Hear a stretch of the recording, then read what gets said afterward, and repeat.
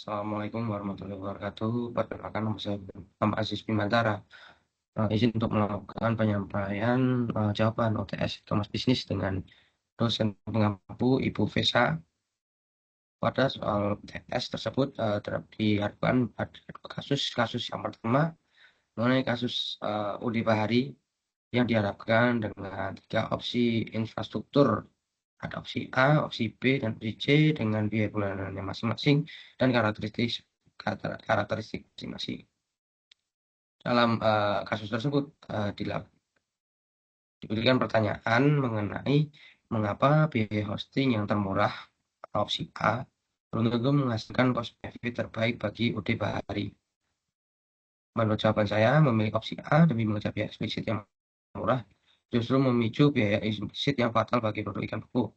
Yang akan terjadi nantinya adalah yang pertama adalah kerugian stok start holding murah opsi A rawan tumbang saat lonjakan traffic. Akibatnya pesanan gagal masuk dan sinkronisasi stok marketplace terputus. Bagi UD Bahari yang bermargin tipis 12%, insiden ini langsung menunjukkan target profitabilitas tahunan. Yang kedua, opportunity cost integrasi API opsi A sangat terbatas menyebabkan koordinasi stok ketiga nelayan lokal menjadi lambat. Keterlambatan data memicu salah urus persediaan yang berujung pada pembusukan produk perishable. Kegagalan mengkonversi stok menjadi gas berubah menjadi kerugian yang nyata. Untuk pertanyaan nomor 2, diminta untuk menyebutkan 2 aktivitas primer dan 2 aktivitas pendukung yang efisiensinya akan berubah jika OD Bahari memilih opsi atau C. Perspektif rantai nilai porter pada opsi B dan C. Aktivitas rantai nilai yang pertama opsi aktivitas primer ya, logistik masuk akan ada peningkatan efisiensi. Itu nanti data batas minimum stok 1.200 SKU terbaca otomatis oleh nelayan untuk akurasi tinggi. Yang kedua, pemasaran dan penjualan. Terdapat peningkatan integrasi multi-channel otomatis menghapus proses input manual di berbagai marketplace. Untuk aktivitas pendukungnya, terdapat aktivitas pengadaan, itu terdapat peningkatan efisiensi ini pada reorder ke nelayan, terotomatisasi secara instan berdasarkan riwayat penjualan harian. Dan pada aktivitas SDM dan teknologi pergeseran keahlian staf pada opsi B butuh spesialis IT. Opsi C butuh pelatihan admin SAS. Selain ada peningkatan efisiensi, ada juga pilihan opsi tersebut B dan C berisiko pada aktivitas yang lebih mahal. Pada opsi B, biaya SDM membengkak karena gaji tetap staf IT profesional untuk maintenance ERP mengurus margin 12%.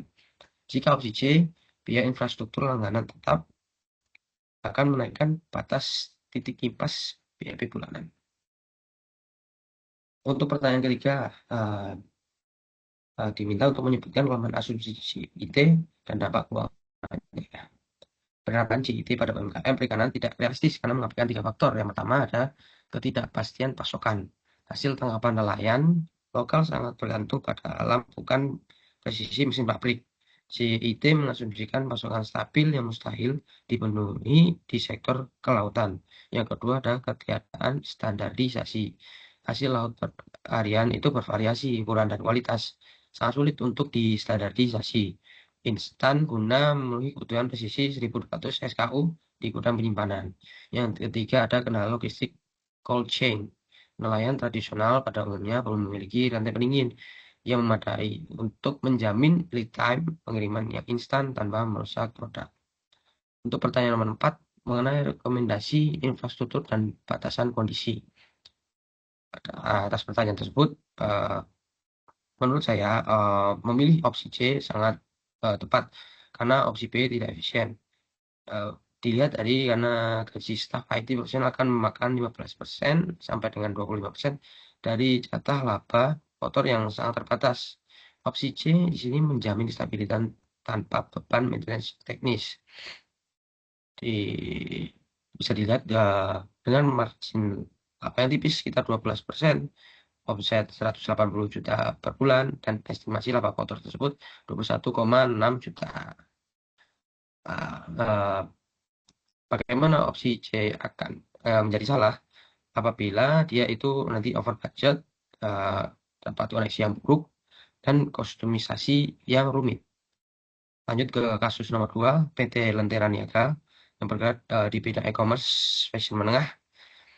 Di sini manajemen diminta divisi akuntansi menyiapkan 4 hal sekaligus. Yang pertama ada migrasi pencatatan dari Excel ke SAS akuntansi, persiapan laporan keuangan dalam format SPRL untuk OJK, pemasangan program loyalitas untuk meningkatkan retensi, dan 78% transaksi terjadi via mobile app dengan metode pembayaran kris, e-wallet, dan pay later. Di studi kasus tersebut ada juga permasalahannya. Yang pertama adalah staf gudang dan admin yang rata-rata pendidikannya SMA. Mengeluh input pelanggan baru di jurnal ID terlalu banyak field wajib. Jadi mereka sering skip dan isinya belakangan. Kemudian tim marketing mengklaim nih CLV pelanggan loyal 5 kali lebih besar dari cashback 10%. Itu pasti menguntungkan. Masalahnya selanjutnya itu tahun lalu terjadi fraud berupa refund abuse senilai 240 juta. Nah, atas permasalahan dan permintaan dari manajemen tadi, kita diminta untuk analisis mengenai sebab akibat dari kelemahan UX, kualitas master data, berkaitan dengan keandalan laporan keuangan. Mengenai kasus tadi yang skip dulu isi belakangan, di sini antarmuka SAS yang kaku dengan tumpukan kolom wajib yang rumit menimbulkan beban kognitif tinggi bagi staf gudang yang rata-rata lulusan SMA. Demi mengejar target kecepatan fisik pengiriman barang, staf mengambil jalan pintas dengan mengabaikan pengisian detail data master secara real time saat transaksi. Dampaknya ke perusahaan apa? Ini perusahaan kan mau IPO di tahun depan. Jadi laporan laba rugi otomatis merefleksikan akumulasi dari cacat tersebut menciptakan salah satu material fatal dalam prospektus audit. Untuk aksesi yang akan terancam atas permasalahan ini, yang pertama ada asersi kelengkapan. Asersi kelengkapan menuntut semua transaksi yang terjadi wajib tercatat utuh dalam periode tepat. Dampaknya, apabila tidak sesuai nih, transaksi di akhir bulan penjualan atau rektur tertunda pencatatannya karena profit pelanggan baru belum terinput.